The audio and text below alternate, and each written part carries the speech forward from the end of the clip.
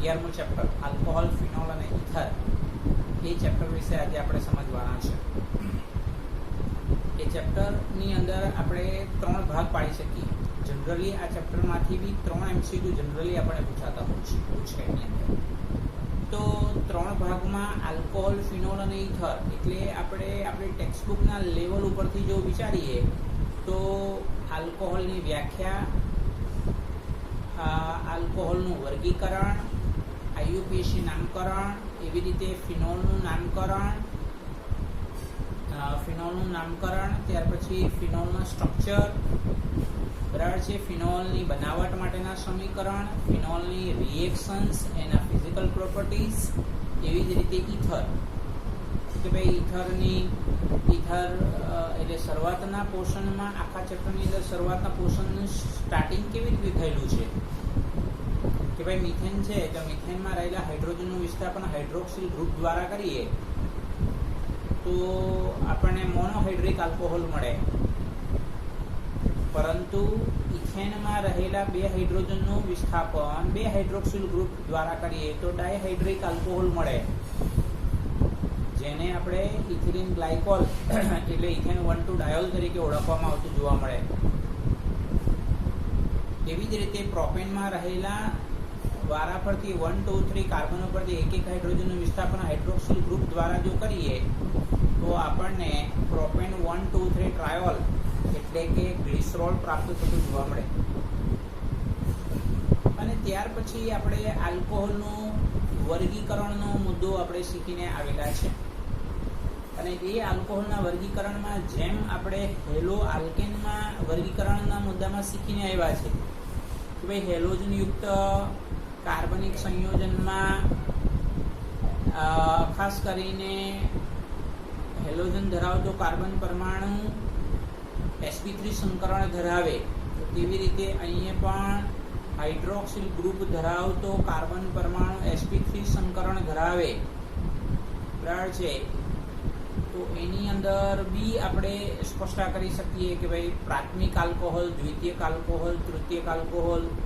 પ્રાથમિક આલ્કોહોલમાં ethanol, મિથેનોલથી starting કરીએ, methanol, ethanol, propanol. એવી રીતે દ્વિતીયક આલ્કોહોલમાં આપણે સ્પષ્ટ કરી શકીએ આઇસોપ્રોપાઇલ આલ્કોહોલ એટલે કે પ્રોપેન્ટુઓલ, આઇસોબ્યુટાઇલ આલ્કોહોલ એટલે કે આઇસોબ્યુટાઇલ આલ્કોહોલ છે કે પછી દ્વિતીયક બ્યુટાઇલ આલ્કોહોલ છે. એવી રીતે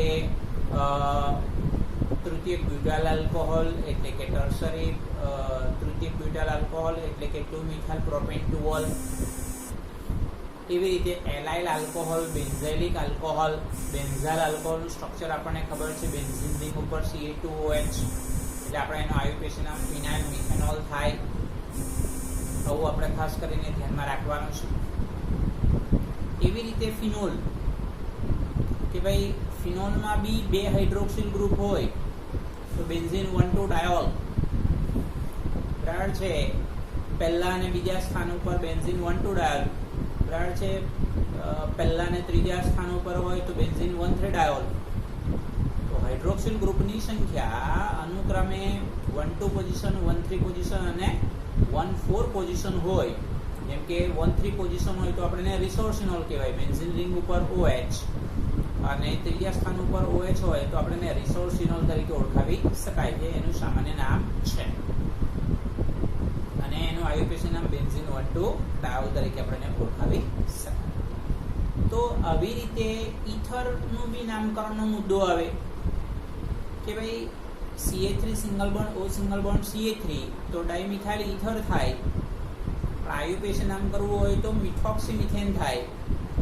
Ca3O single bond Ca2 single bond Ca3, બરાબર છે, તો મિથોક્સી ઇથેન થાય. પરંતુ સામાન્ય નામકરણ કરવું હોય તો ઇથાઇલ મિથાઇલ ઇથર થાય. કેમ?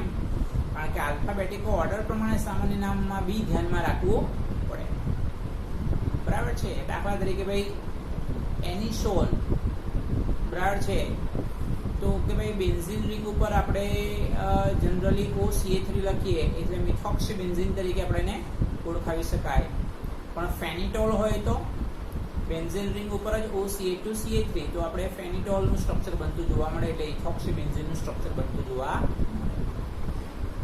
તો વિદ્યાર્થી મિત્રો, પહેલા તો આપણે આ ચેપ્ટરનો કોન્સેપ્ટ ક્લિયર કરવો પડે, અને કોન્સેપ્ટ ક્લિયર કરવા માટે ટેક્સ્ટબુકની અંદર શરૂઆતના પોર્શનમાં આલ્કોહોલ, ફિનોલ, ઇથર ના બંધારણીય સૂત્ર અને એના IUPAC નામ અને સામાન્ય નામ આપણે તૈયાર કરવું પડે, તો જ આ ચેપ્ટરની અંદર આગળ વધી શકીએ. અને ત્યાર પછી સ્ટેપ બાય સ્ટેપ જવાય કે ભાઈ આલ્કોહોલની બનાવટ માટેના સમીકરણ કયા છે, ફિનોલની બનાવટના સમીકરણ કયા છે, ખાસ કરીને ઇથરની બનાવટના સમીકરણ કયા છે, આલ્કોહોલના ગુણધર્મો કયા છે, ફિનોલના ગુણધર્મો કયા છે, આલ્કોહોલની બનાવટ માટેના સમીકરણ કયા મળી શકે, ફિનોલની બનાવટ માટેના સમીકરણ કયા હોય, એની રાસાયણિક પ્રક્રિયાઓ કઈ, એ બધા કોન્સેપ્ટ ઉપર આપણે જવું પડે. તો આપણે અહીંયા પહેલા શરૂઆતના પાર્ટમાં આલ્કોહોલના ટોપિક વિશે વિચારેલું છે, એટલે MCQની પસંદગી આપણે એવી રીતે જ કરેલી છે કે પહેલા આલ્કોહોલ, પછી ફિનોલ અને પછી ઇથર, એવી રીતે આપણે જવાનું છે. તો આલ્કોહોલના MCQ થી આપણે સ્ટાર્ટિંગ કરીએ. પહેલો જ MCQ છે, નીચેના પૈકી કયું સંયોજન સૌથી વધારે એસિડિક છે? એટલે જનરલી આપણને ખબર છે આલ્કોહોલ સ્વભાવે એસિડિક કેમ હોય, કારણ કે આલ્કોહોલની સોડિયમ ધાતુ સાથે પ્રક્રિયા કરીએ તો સોડિયમ ક્ષાર મળે, સાથે હાઇડ્રોજન વાયુ ઉત્પન્ન થાય, એટલે આલ્કોહોલ એસિડિક છે. પણ હાઇડ્રોક્સિલ ગ્રુપ ધરાવતો કાર્બન ઉપર સૌથી વધારે હાઇડ્રોજન પરમાણુ હોય તો એ એસિડિક તરીકે ઓળખાવી શકાય. જેમ કે તમારી પાસે પહેલો ઓપ્શનમાં પ્રોપેન્ટુઓલ છે, તો આ જો હાઇડ્રોક્સિલ ગ્રુપ ધરાવતો આ જે કાર્બન છે, હાઇડ્રોક્સિલ ગ્રુપ ધરાવતો આ જે કાર્બન છે તેના પાસે એક જ હાઇડ્રોજન છે. અહીંયા તમે જુઓ હાઇડ્રોક્સિલ ગ્રુપ ધરાવતો જે કાર્બન છે એની પાસે 3 હાઇડ્રોજન છે, જ્યારે અહીંયા હાઇડ્રોક્સિલ ગ્રુપ ધરાવતો જે કાર્બન છે તેમાં 2 હાઇડ્રોજન ને 1 ઇથાઇલ ગ્રુપ છે. અને આટલે હાઇડ્રોક્સિલ ગ્રુપ ધરાવતો જે કાર્બન છે તેની પાસે એક પણ હાઇડ્રોજન નથી. કહેવાનો મતલબ સૌથી વધારે એસિડિક મિથેનોલ થવાનું, બરાબર છે? તો મિથેનોલ એ સૌથી વધારે એસિડિક છે. સિમ્પલ આપણે આવી રીતે ધ્યાનમાં રાખીશું. ત્યાર પછીનો બીજો પ્રશ્ન છે, નીચેના પૈકી કયા આલ્કોહોલની પાણીમાં દ્રાવ્યતા સૌથી વધારે છે? પાણીમાં દ્રાવ્યતા માટે શરૂઆતથી જ આપણે શીખતા આવેલા છે, આલ્કોહોલના મુદ્દામાં બી આવી જાય કે ભાઈ જે આલ્કોહોલ પાણીમાં દ્રાવ્યતા એની સૌથી વધારે ક્યારે હોય, તો ભાઈ પાણીના અણુની સાથે મેક્સિમમ પ્રમાણમાં હાઇડ્રોજન બંધ બનાવે તો, આંતરાણ્વીય હાઇડ્રોજન બંધ બનાવે તો. કહેવાનો મતલબ હાઇડ્રોક્સિલ ગ્રુપની સંખ્યા વધારે તેટલી પાણીમાં દ્રાવ્યતા વધારે. તો આ એક કોન્સેપ્ટ આપણે ધ્યાનમાં રાખવાનો છે. તો અહીંયાથી ઓપ્શન તરફ જોઈએ, દ્વિતીયક બ્યુટાઇલ આલ્કોહોલ. એટલે હવે એ દ્વિતીયક બ્યુટાઇલ આલ્કોહોલનું સ્ટ્રક્ચર તમારું કેવું બને, તો ભાઈ CH3CHOS સિંગલ બોન્ડ CH2CH3. તો અહીંયા હાઇડ્રોક્સિલ ગ્રુપની સંખ્યા એક જ છે. ઇથિલિન ગ્લાયકોલ એટલે CH2OH સિંગલ બોન્ડ CH2OH. અહીંયા હાઇડ્રોક્સિલ ગ્રુપની સંખ્યા 2 છે, એટલે એક જ છે, એટલે આટલે એક જ હાઇડ્રોજન બંધ બનવાનો. આટલે કેટલા હાઇડ્રોજન બંધ બનવાના? 2. હવે આ તૃતીયક બ્યુટાઇલ આલ્કોહોલ છે, જો આ સ્ટ્રક્ચર છે તૃતીયક બ્યુટાઇલ આલ્કોહોલ, એટલે એક જ હાઇડ્રોજન બંધ બનવાનો.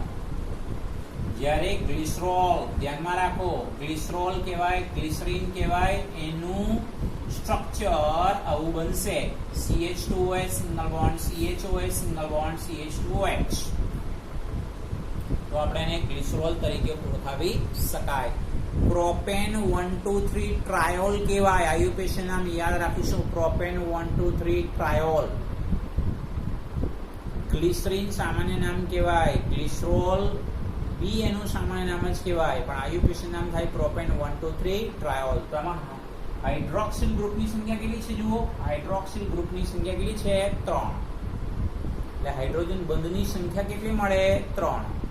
એટલે આ પાણીમાં સૌથી વધારે દ્રાવ્ય છે, આપણે એવું કહી શકાય કે જેમ હાઇડ્રોક્સિલ સમૂહ વધુ એમ પાણીમાં દ્રાવ્યતા વધારે. આવું આપણે ધ્યાનમાં રાખવાનો છે. તો આ એક ભૌતિક ગુણધર્મો ઉપર આધારિત પ્રશ્ન આપણી પાસે થયેલો છે, આપણે એવું ધ્યાનમાં રાખીશું. ત્યાર પછીનો પ્રશ્ન છે, નીચેના પૈકી કયા સંયોજનના રિડક્શનથી પ્રાથમિક આલ્કોહોલ મળતો નથી? જોજો, એટલે આલ્કોહોલની બનાવટ માટેનો પ્રશ્ન થઈ ગયો. નીચે આપેલા સંયોજન, નીચે પૈકી કયા સંયોજનના રિડક્શનથી પ્રાથમિક આલ્કોહોલ મળતો નથી? ગુજકેટ 2014 ની અંદર પૂછાયેલો પ્રશ્ન. આલ્કોહોલનું રિડક્શન મોટે ભાગે રિડ્યુસિંગ એજન્ટ માં lithium aluminium hydride, sodium borohydride, nickel ઉદ્દીપક અથવા પ્લેટિનમ ઉદ્દીપકની હાજરીમાં હાઇડ્રોજન વડે રિડક્શન થતું જોવા મળે. તો એની અંદર તમે જુઓ પ્રોપેનોઇક એસિડ. પ્રોપેનોઇક એસિડ એટલે એનું સૂત્ર શું બને? CH3CH2 એનો લિથિયમ એલ્યુમિનિયમ હાઇડ્રાઇડ વડે જો રિડક્શનની પ્રક્રિયા કરીએ તો ખરેખર પ્રોપેનોઇક એસિડમાંથી પ્રોપેનોલ પ્રાપ્ત થતું જોવા મળે છે. એટલે આપણે પ્રશ્નને ધ્યાનપૂર્વક સમજો. કયા સંયોજનના રિડક્શનથી પ્રાથમિક આલ્કોહોલ મળતો નથી? એટલે અહીંયા તો રિડક્શનથી આલ્કોહોલ મળે જ છે. હવે જો પ્રોપેન ટુ ઓન એટલે આપણે એને એસિટોન કહીશું. જો આ એસિટોન, એસિટોનના 4 મોલ એની સોડિયમ બોરોહાઇડ્રાઇડ જે નિર્બળ રિડક્શન કરતા છે એના વડે જો રિડક્શન કરીએ તો આપણને મળે છે CHOH, જેને આપણે આઇસોપ્રોપાઇલ આલ્કોહોલ કહેવાય, જે દ્વિતીયક આલ્કોહોલ છે. ધ્યાનમાં રાખીશું. દ્વિતીયક આલ્કોહોલ કેમ કહેવાય એ તો આપણને જનરલી ખબર જ છે કે હાઇડ્રોક્સિલ ગ્રુપ ધરાવતો કાર્બન અન્ય કેટલા કાર્બન સાથે જોડાયેલો છે? 2 કાર્બન સાથે જોડાયેલો છે, એટલે આપણે એને દ્વિતીયક આલ્કોહોલ તરીકે ઓળખાવી શકાય. એટલે પ્રાથમિક આલ્કોહોલ મળતો નથી એવું આપણે ધ્યાનમાં રાખીશું. જ્યારે મિથાઇલ પ્રોપેનોઇક, પ્રોપેનાલનો મતલબ થાય CH3CH2CHO, એનું આપણે રિડક્શન કરીએ તો ખરેખર આપણને મળે પ્રોપેનોલ CH3CH2CH2OH.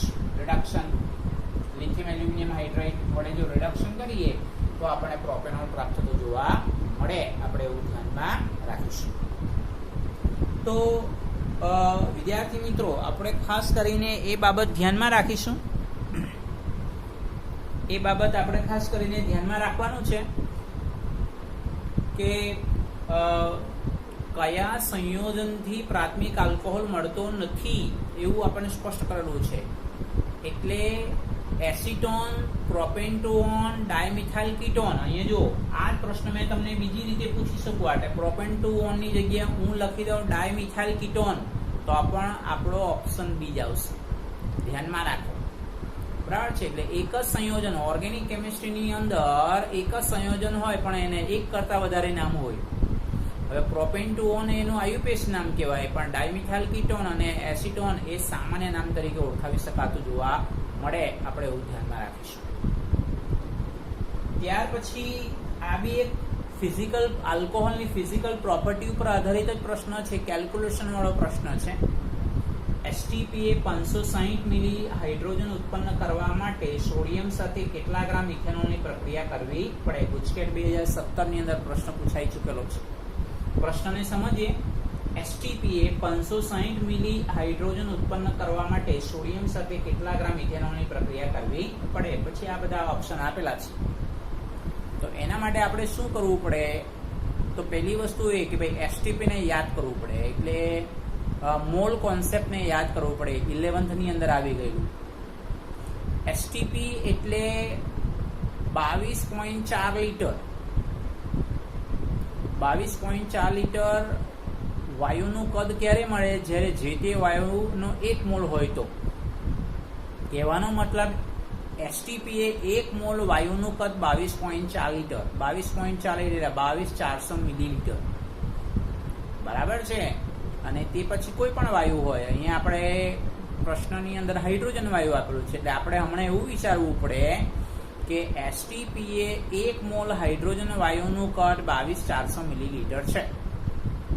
તો હવે પહેલા તો આપણે રિએક્શન લખવી પડે. રિએક્શન એટલા માટે લખવી પડે, હમણાં જ આપણે વાત કરી તે પ્રમાણે કે ભાઈ આલ્કોહોલની સોડિયમ ધાતુ સાથે આપણે પ્રક્રિયા કરીએ તો આલ્કોહોલનો સોડિયમ ક્ષાર મળે, સાથે હાઇડ્રોજન વાયુ મળે, અને હાઇડ્રોજન વાયુ મળે એના ઉપરથી આપણને એવો ખ્યાલ આવે કે આલ્કોહોલ એસિડિક ગુણધર્મ ધરાવતું જોવા મળે. આપણે એવું ધ્યાનમાં રાખીશું. તો જુઓ, આલ્કોહોલની સોડિયમ ધાતુ સાથે આપણે પ્રક્રિયા કરીએ એટલે સોડિયમ ઇથોક્સાઇડ મળે, સાથે હાફ મોલ હાઇડ્રોજન મળે. કારણ કે રિએક્શન બેલેન્સના પાર્ટમાં વિચારવાનું થાય, બરાબર છે. રિએક્શન અહીંયાથી એટલે અહીંયા C2H5OH જે લખેલું છે તો O સિંગલ બોન્ડ H છે, બરાબર છે. O single bond H hydroxyl ગ્રુપમાંનો O સિંગલ બોન્ડ H એ બોન્ડ બ્રેક થાય અને સોડિયમ ધાતુ જોડાઈ જાય અને હાઇડ્રોજન વાયુ ઉત્પન્ન થતો જોવા મળે. તો હવે જો ઇથેનોલનો અણુભાર 46 ગ્રામ, એ તો આપણને ખબર જ છે. હવે આટલે 1/2 મોલ લખ્યો એટલે એની નીચે લખ્યો 11200 મિલીલીટર. કેમ? આપણે હમણાં સમજાયું. STPA 1 મોલ હાઇડ્રોજન વાયુનું કદ 22400 મિલીલીટર. હવે 1 મોલ હાઇડ્રોજન વાયુનું કદ, પરંતુ અહીંયા આપણને કેટલા મોલ મળેલા છે? અડધો મોલ છે.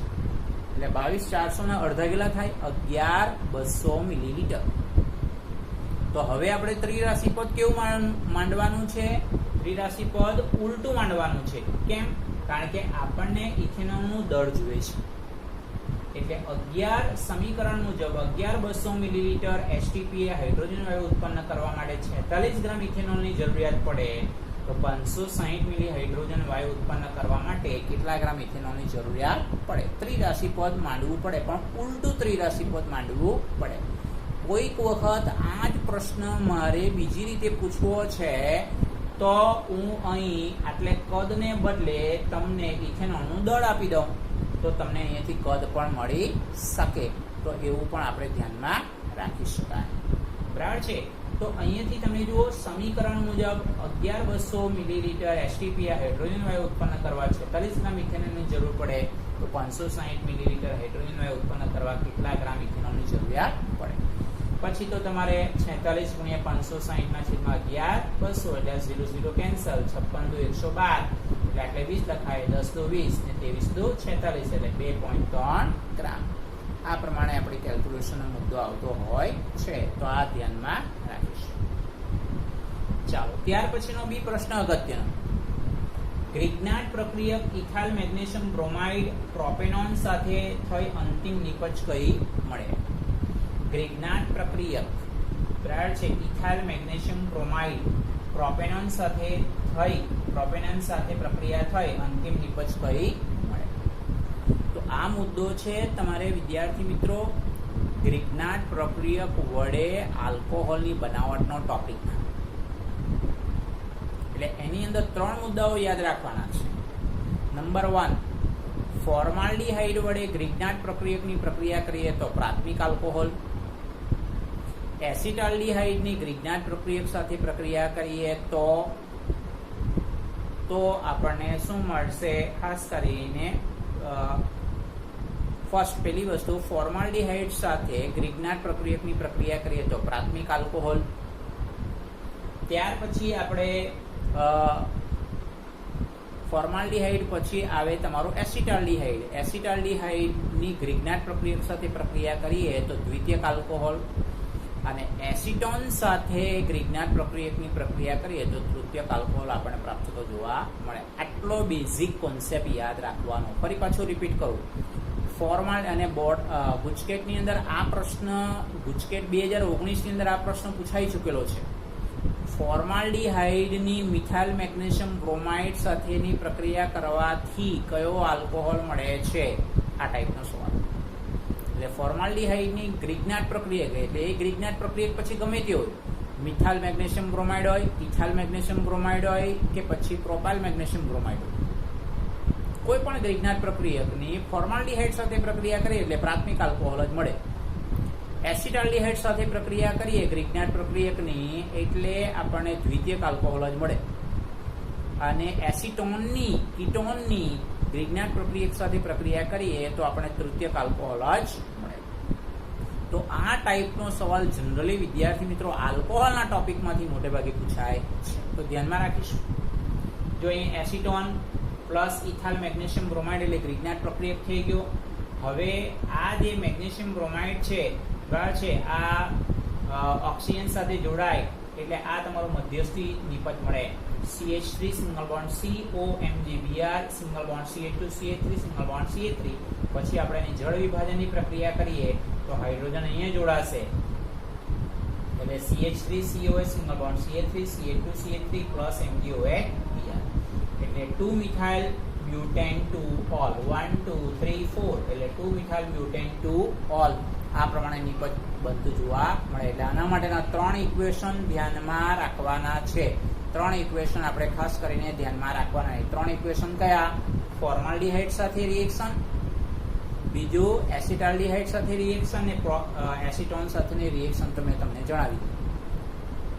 ચાલો, ત્યાર પછી નીચેના પૈકી કયા પ્રક્રિયકો સાથે પ્રાથમિક આલ્કોહોલની પ્રક્રિયા થતા આલ્ડીહાઇડ નિપજ મળે? માત્ર આલ્ડીહાઇડ નિપજ મળે તો પિરિડિયમ ક્લોરોક્રોમેટ અને મિથિલિન ક્લોરાઇડની હાજરીમાં બરાબર છે. આ જો આ પ્રાથમિક આલ્કોહોલ મેન્શન કરી દીધું.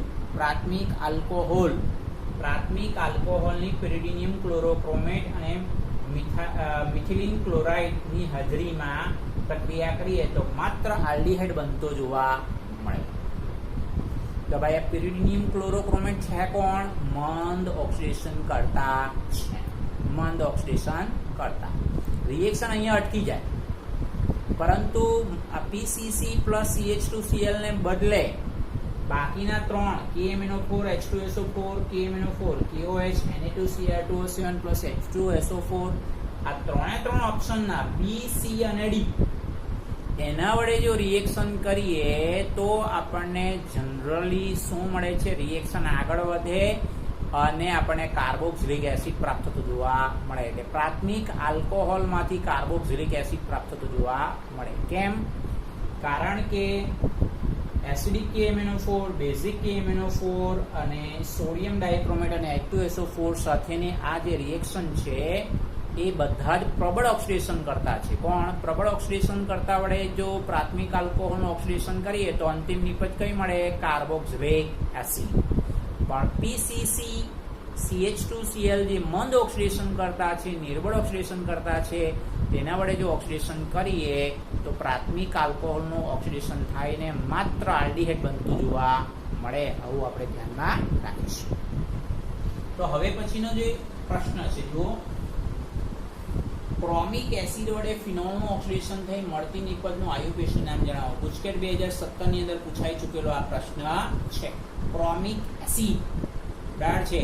ક્રોમિક એસિડ વડે ફિનોલનું ઓક્સિડેશન થઈ મળતી નિપજનું આયુપેશન નામ જણાવો. હવે અહીંયા આપણે ઓપ્શન નથી લેતા, આપણે રિએક્શન જ બરાબર સમજી લેવાની છે.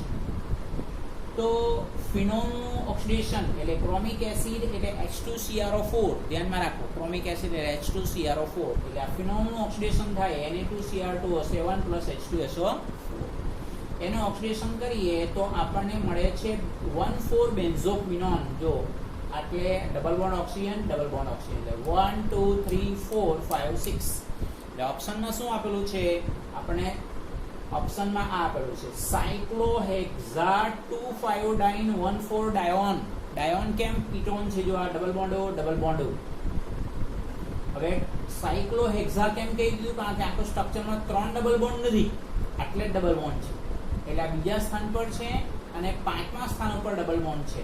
એટલે સાયક્લોહેક્ઝા 2,5 ડાઇન કેમ લખ્યું? 2 વાર ડબલ બોન્ડ છે અને 1,4-ડાયોન અને એનું સામાન્ય નામ આયુપેશન નામ થઈ ગયું. સામાન્ય નામ થશે 1,4-બેન્ઝોક્વિનોન. 1,4-બેન્ઝોક્વિનોન. આવું આપણે ધ્યાનમાં રાખવાનું છે. ત્યાર પછીનો પ્રશ્ન, ફિનોલની રીમર-ટીમાન પ્રક્રિયાથી મળતી અંતિમ નિપજમાં સિગ્મા અને પાઈ બંને સંખ્યા જણાવો. એટલે એટલું યાદ રાખો, ફિનોલની ફ્રાઇસ પુનર્વિન્યાસ પ્રક્રિયા, જો ફિનોલની આટલી રિએક્શન તમારે બરાબર તૈયાર કરવાની. ફિનોલની એક તો આપણે હમણાં સમજી ગયા તે પ્રમાણે ફિનોલનું ઓક્સિડેશન, રીમર-ટીમાન પ્રક્રિયા, કોલ્બે-સ્મિટ પ્રક્રિયા, ફ્રાઇસ પુનર્વિન્યાસ પ્રક્રિયા, બરાબર છે. આટલી રિએક્શન તમારે પરફેક્ટ તૈયાર કરવાની. ફ્રાઇસ પુનર્વિન્યાસ પ્રક્રિયામાંથી તો પ્રશ્ન જનરલી પૂછાતો. ફિનોલનું ઓક્સિડેશન, રીમર-ટીમાન પ્રક્રિયા, સેલિસિલિક એસિડનું ઔદ્યોગિક ઉત્પાદન એટલે કે જેને આપણે કોલ્બે-સ્મિટ પ્રક્રિયા તરીકે ઓળખાવી શકાય, તો એ પણ રિએક્શન આપણે ધ્યાનમાં રાખવું. તો ફિનોલની જુઓ રિમર ડિમાન્ડ પ્રક્રિયા એટલે ક્લોરોફોર્મ અને 3 મોલ NaOH સાથે પ્રક્રિયા કરીએ તો આપણને શું મળે છે? સેલિસાલ્ડીહાઇડ બનતું જોવા મળે. અને આ સેલિસાલ્ડીહાઇડ બને તેનું આયુપેશન નામ છે 2-હાઇડ્રોક્સી પાછી 2-હાઇડ્રોક્સી બેન્ઝાલ્ડીહાઇડ. હવે આમાં સિગ્મા અને પાઈ બંધ શોધવાના છે તો પાઈ બંધ તમે જુઓ 1 2 3 અને આ 4 એટલે 4 પાઈ બંધ થઈ ગયા. ટોટલ બેન્ઝીન રિંગની અંદર 11 સિગ્મા બોન્ડ હોય તો આ 11 આ 12 13 14 અને 15 એટલે 15 સિગ્મા અને 4 પાઈ બંધ આપણે આવું ધ્યાનમાં રાખવાનું છે. ચાલો ત્યાર પછીનો પ્રશ્ન છે આપેલામાંથી કયું વિધાન સાચું નથી? જોજો આપેલામાંથી કયું વિધાન સાચું નથી? તો ફિનોલનું તટસ્થીકરણ સોડિયમ હાઇડ્રોક્સાઇડ વડે થાય. ફિનોલ એ આલ્કોહોલ કરતા વધારે એસિડિક છે એ આપણને ખ્યાલ છે. ફિનોલ એ આલ્કોહોલ કરતા વધુ એસિડિક છે એટલા માટે કારણ કે ફિનોલમાં રેઝોનેટિંગ સ્ટ્રક્ચર છે, સંસ્પંદન થાય અને એની સ્ટેબિલિટી વધારે છે. બરાબર છે. જ્યારે આલ્કોહોલમાં NaOH વડે તટસ્થીકરણની પ્રક્રિયા થાય ત્યારે સોડિયમ આલ્કોક્સાઇડ મળે જેના સંસ્પંદન સૂત્રો મળતા નથી. એટલે આલ્કોહોલ કરતા ફિનોલ વધારે એસિડિક છે એ આપણને ખબર છે. તો ફિનોલનું તટસ્થીકરણ NaOH વડે થાય વિધાન સાચું. ફિનોલની પાણીમાં દ્રાવ્યતા ક્લોરોબેન્ઝીન કરતા વધારે હોય છે. કેમ? કારણ કે ફિનોલ એ પાણીની સાથે આંતરાણીનું હાઇડ્રોજન બંધ બનાવતો જોવા મળે.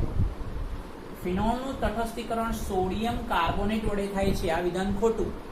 સોડિયમ કાર્બોનેટ કે સોડિયમ બાયકાર્બોનેટ વડે ફિનોલનું તટસ્થીકરણ થઈ શકતું નથી. કેમ? કારણ કે ફિનોલ નિર્બળ એસિડ છે એટલા માટે આ ધ્યાનમાં રાખો. ઓર્થોનાઇટ્રોફિનોલનું ઉત્કલન બિંદુ પેરાનાઇટ્રોફિનોલ કરતા ઓછું છે એ વિધાન સાચું. એટલા માટે કારણ કે ઓર્થોનાઇટ્રોફિનોલમાં ઓર્થો પોઝિશન ઉપર જે એનોડો ગ્રુપ છે ત્યાં હાઇડ્રોજન બંધ બનતો જોવા મળે છે. એટલે હાઇડ્રોજન બંધ બનવામાં રોકાઈ ગયેલો એટલે કે એની અંદર એ ખાસ કરીને રોકાઈ જાય એટલે બીજો કોઈ હાઇડ્રોજન બંધ બનતો નથી એટલા માટે. તો આ ધ્યાનમાં રાખીશું. એટલે આપણો સી ઓપ્શન આવશે. કયું વિધાન સાચું નથી? તો ફિનોલનું તટસ્થીકરણ સોડિયમ કાર્બોનેટ વડે થાય છે, સોડિયમ બાયકાર્બોનેટ વડે થાય છે એ વિધાન સાચું નથી એવું ધ્યાનમાં રાખીશું. ચાલો સેમ આવો એક સવાલ જનરલી આપણને પૂછાય છે આ ચેપ્ટરમાંથી. કયું વિધાન સાચું છે, કયું વિધાન ખોટું છે? ઇથરનું ઓક્સિડેશન અને રિડક્શન સામાન્ય રીતે કરી શકાય છે તો એ વિધાન સાચું નથી. કારણ કે ઇથર એની રાસાયણિક ક્રિયાશીલતા બહુ ઓછી છે. ઇથરની રાસાયણિક ક્રિયાશીલતા ખૂબ જ ઓછી છે એટલે એની ઓક્સિડેશન કે રિડક્શનની પ્રક્રિયા થઈ શકતી નથી. જો આ પ્રશ્ન છે ને વિદ્યાર્થી મિત્રો એની અંદર 2 જવાબ આવે છે ધ્યાનમાં રાખો. બરાબર છે. જનરલી આવા પ્રશ્નો પૂછાતા નથી. ગુજકેટની અંદર તો જનરલી પૂછાતું જ નહીં હોય પણ આ એક વખત લગભગ 2013ની અંદર આ પ્રશ્ન પૂછાયેલો છે. ઇથરની ક્રિયાશીલતા રાસાયણિક ક્રિયાશીલતા ઓછી હોવાને કારણે એને ઓક્સિડેશન રિડક્શનની પ્રક્રિયા શક્ય હોતી નથી. ઇથર પાણી સાથે આંતરાણ્વીય હાઇડ્રોજન બંધ બનાવતું નથી તેથી તે પાણીમાં અદ્રાવ્ય છે. એટલે ઇથર પાણીમાં દ્રાવ્ય તો ખરું પણ ઓછું દ્રાવ્ય અને આંતરાણ્વીય હાઇડ્રોજન બંધ બનાવતું જોવા મળે. એટલે વિધાન પણ સાચું નથી. આલ્કોહોલની સાંદ્ર H2SO4 સાથે યોગ્ય પરિસ્થિતિ પ્રક્રિયાથી ઇથર મળે છે. એ જનરલી આપણને ખબર છે કે સાંદ્ર H2SO4 સાથે પ્રક્રિયા કરીએ તો મેક્સિમમ ટેમ્પરેચર હોય ત્યારે ઇથિન મળતું હોય છે. મિનિમમ 413 કેલ્વિન જેટલું હોય ત્યારે ઇથેનોલમાંથી આપણને ખાસ કરીને શું મળે છે? જે છે ઇથેનોલમાંથી આપણને ડાયમિથાઇલ ઇથર એના મોલ પ્રમાણે આપણને પ્રાપ્ત થતું જોવા મળે છે. પ્રક્રિયા પરિસ્થિતિ પ્રમાણે એ મળતું જોવા મળે. ઇથરનું ઉત્કલન બિંદુ આલ્કોહોલ કરતા નીચું છે કારણ કે તેમાં આંતરાણ્વીય હાઇડ્રોજન બંધ હોતો નથી. બરાબર છે. કારણ કે ઇથરની અંદર આલ્કોહોલ કે ફિનોલની અંદર હાઇડ્રોજન બંધ બનતો હોય છે પણ અહીંયા ઇથરનું ઉત્કલન બિંદુ આલ્કોહોલ કરતા નીચું છે કારણ કે તેમાં આંતરાણ્વીય હાઇડ્રોજન બંધ હોતો નથી. વિધાન સાચું છે. ચાલો ત્યાર પછીનો પ્રશ્ન છે એમાં આપણે ઓપ્શન નથી લખેલા. ફિનાઇલ ઇથેનોઆઇટ ને નિર્જળ AlCl3 ની હાજરીમાં પ્રક્રિયા કરતા કઈ નિપજ મળે? ફિનાઇલ ઇથેનોઆઇટ ને નિર્જળ AlCl3 ની હાજરીમાં પ્રક્રિયા કરતા કઈ નિપજ મળે? તો અહીં આપણે ઓપ્શન નથી લખેલા, ઓપ્શનની અંદર તમને IUPAC નામ લખેલા છે, જે તે નિપજના. તો આ ફ્રાઇસ પુનર્વિન્યાસ પ્રક્રિયા છે. જુઓ, એટલે આપણે ફિનોલની એસિટાઇલ ક્લોરાઇડ સાથે પ્રક્રિયા કરીએ સોડિયમ હાઇડ્રોક્સાઇડની હાજરીમાં, તો આપણને શું મળશે? ફિનાઇલ એસિટેટ મળશે. શું મળશે? ફિનાઇલ ઇથેનોઆઇડ. ફિનાઇલ ઇથેનોઆઇડ. અને એની નિર્જળ AlCl3 સાથે પ્રક્રિયા કરીએ ત્યારે ઓર્થો અને પેરા પોઝિશન પર ફિનોલિક કીટોનનું મિશ્રણ આપણને પ્રાપ્ત થતું જોવા મળે. એટલે જુઓ, ઓર્થો પોઝિશન ઉપર COCH3 આયરુઆ OH અને પેરા પોઝિશન ઉપર COCH3. તો ઓપ્શનની અંદર આપણને શું આપેલું હોય? આનું IUPAC નામ આપી દીધેલા જોવા મળે.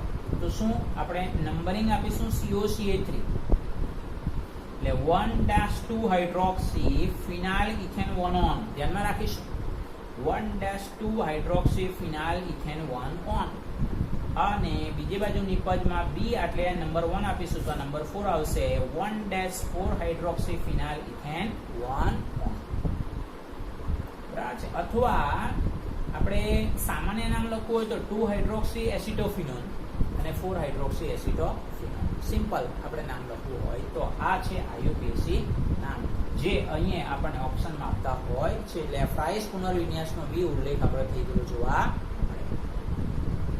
ત્યાર પછી સિમ્પલ જ છે પ્રશ્નો કે ભાઈ આ સ્ટ્રક્ચર આપેલું છે, એસ્પિરિનનું સ્ટ્રક્ચર છે, એનું IUPAC નામ શું? અથવા તો આપણને એક પ્રશ્ન એવો બી છે કે એસ્પિરિનનું IUPAC નામ શું છે? બરાબર છે. એસ્પિરિનનું સાચું બંધારણ કયું છે? તો સાચું બંધારણ યાદ રાખીશું, COOH અને આપણે OCOCH3. તો એસ્પિરિનનું IUPAC નામ થશે જો 2-એસિટાઇલોક્સી OCOCH3 એટલે એસિટાઇલોક્સી ગ્રુપ થઈ ગયો, 2-એસિટાઇલોક્સી બેન્ઝોઇક એસિડ, 2-એસિટાઇલોક્સી બેન્ઝોઇક એસિડ. અને એસ્પિરિન એનું સામાન્ય નામ થશે. તો IUPAC નામ એટલે MCQ માં એકવાર પૂછાયેલું છે કે એસ્પિરિનનું સાચું બંધારણ કયું? તો આવા 4 ઓપ્શન જુદા જુદા આપેલા હોય તો આપણે એને ધ્યાનમાં રાખીશું. તો આ વિદ્યાર્થી મિત્રો આ કયા ટોપિકમાં આવે બરાબર યાદ કરો? કોલ્બે સ્વીટ પ્રક્રિયાની અંદર આવે, જેમાં સેલિસિલિક એસિડ ફિનોલમાંથી સેલિસિલિક એસિડ બને અને પછી સેલિસિલિક એસિડની રિએક્શન સેલિસિલિક એસિડમાંથી એસ્પિરિન ને મિથાઇલ સેલિસિલિક બનતો જોવા મળે, જે વેદનાહાર ઔષધ તરીકે ઓળખાય છે. બીજો બી પ્રશ્ન એવો છે, મિથાઇલ સેલિસિલેટનું IUPAC નામ જણાવો. તો મિથાઇલ સેલિસિલેટનું જો સ્ટ્રક્ચર જુઓ, OH અને COOH છે, OH અને COOH. એટલે IUPAC નામ શું લખાય? મિથાઇલ, આ મિથાઇલ 2 હાઇડ્રોક્સી એટલે આને નંબર 1 અને 2 એટલે methyl 2 hydroxy benzoate, methyl 2 hydroxy અને બેન્ઝોએટ. કેમ કે એ એસ્ટરિક ગ્રુપ થઈ ગયું, એસ્ટર ગ્રુપ આપણને પ્રાપ્ત થઈ જતો જોવા મળે. આપણે એવું ધ્યાનમાં રાખીશું. એટલે ઓવરઓલ વિદ્યાર્થી મિત્રો લગભગ આપણા બધા જ કોન્સેપ્ટ આપણને અહીંયા ક્લિયર થતા જોવા મળે છે. વિડીયો ગમ્યો હોય તો ખાસ કરીને લાઈક કરો, પછી પોતાના મિત્રોને શેર કરો, બેલ આઇકોન ઉપર ક્લિક કરો જેથી નોટિફિકેશન મળતું રહે. પછી stay home, stay safe. Thank you.